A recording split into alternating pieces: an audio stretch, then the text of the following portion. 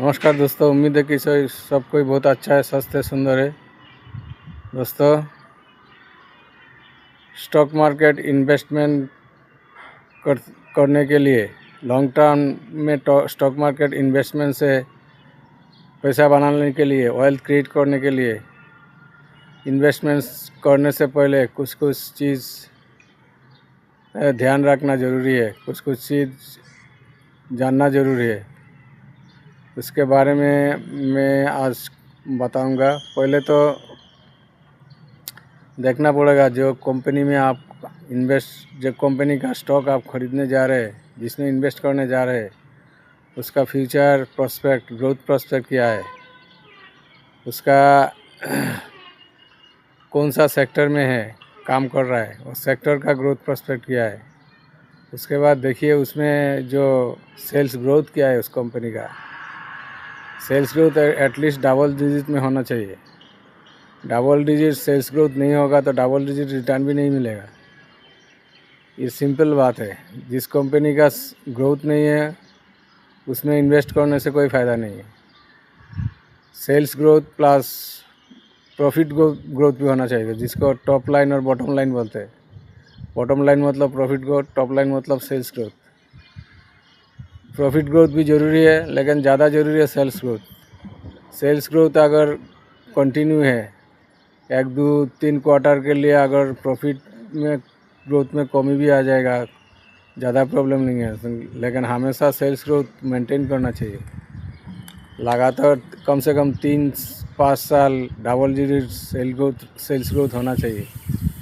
उसके बाद खाली सेल्स ग्रोथ होने से नहीं होगा, उसका देखना पड़ेगा उसका PEG रेशियो क्या है। PE टू अर्निंग हो, खाली PE रेशियो से कोई फ़ायदा नहीं। PEG रेशियो देखना पड़ेगा, PE टू अर्निंग ग्रोथ। वो 1 से कम होगा तो बहुत अच्छा है। बड़ा कंपनी होगा तो 1.5-2 तक जा सकते हैं, लेकिन 1 से कम होने से बहुत अच्छा है। छोटा कंपनी होगा तो 1 से कम तो होना ही चाहिए। PEG growth. उसके बाद देखना पड़ेगा उसका प्रॉफिट मार्जिन क्या है। मार्जिन अगर घट रहा है तो वो कंपनी में इन्वेस्ट नहीं करना चाहिए। मार्जिन मेंटेन करना चाहिए, बढ़ना चाहिए। नहीं बढ़ेगा, कम से कम स्टेटस को मेंटेन करना चाहिए, मार्जिन घटना नहीं चाहिए। उसके बाद देखना पड़ेगा उसका डेट कितना है। डेट बहुत ज़्यादा होगा तो कंपनी में इन्वेस्ट नहीं करना चाहिए। डेट इक्विटी रेशियो 0.5 से कम होने से बहुत अच्छा है।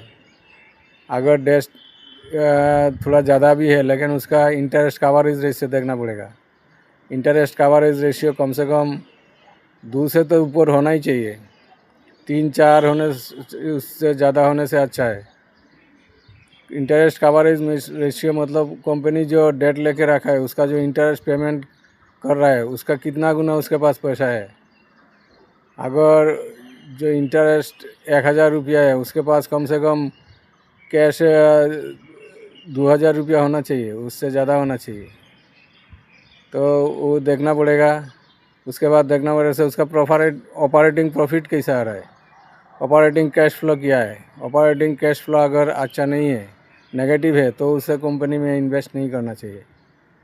ये सब चीज़ और भी बहुत सारे चीज़ है, लेकिन ये मेन कुछ चीज़ आपको बताया। और एक चीज़ इम्पोर्टेंट है, वो है ROE, ROC।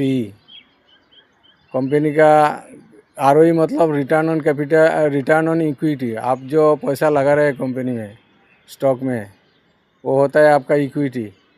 उसके ऊपर, उस पैसा के ऊपर आप कितना रिटर्न जनरेट कर रहे हैं, वो कम से कम 15% होना चाहिए। 15% नहीं होने से जनरली मैं ऐसा कंपनी में इन्वेस्ट नहीं करता हूँ। और रिटर्न ऑन कैपिटल एम्प्लॉयड मतलब टोटल जो पैसा लगा रहे, शेयर होल्डर से जो पैसा लिया, वैसा बैंक से उधार लिया या कंपनी को खुद लगाया, मतलब प्रमोटर, तो सबके ऊपर कितना रिटर्न मिल रहा है, वो भी 14-15% कम से कम होना चाहिए। तो ROE, ROC ये सब अच्छा होना चाहिए। तो ये सब मेन कुछ चीज़ बताया। ये सब चीज़ कम से कम देखना चाहिए। कंपनी का मैनेजमेंट कैसा है, उसमें कोई फ्रॉड केस तो नहीं है, ये सब देखना पड़ेगा। कंपनी में कोई बड़ा फंडामेंटल प्रॉब्लम नहीं है तो ही उसमें इन्वेस्ट करना चाहिए। तो ये सब चीज़ देख के आप अगर इन्वेस्ट करेंगे लॉन्ग टर्म के लिए मिनिमम 5 साल के लिए, तो आपको एक अच्छा रिटर्न मिलेगा।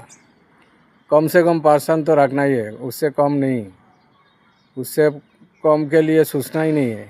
वॉरेन बफेट बोलता है जो कम से कम 10 साल का व्यू लेके आपको इन्वेस्ट करना है। 10 साल का व्यू लेके अगर इन्वेस्ट नहीं कर पा रहे तो 10 मिनट के लिए नहीं सोचना है, ऐसे वॉरेन बफेट बोलते हैं। तो ये सब चीज़ ध्यान में रखेंगे तो आप लॉन्ग टर्म में स्टॉक मार्केट से बहुत पैसा कमा सकते हैं। Thank you.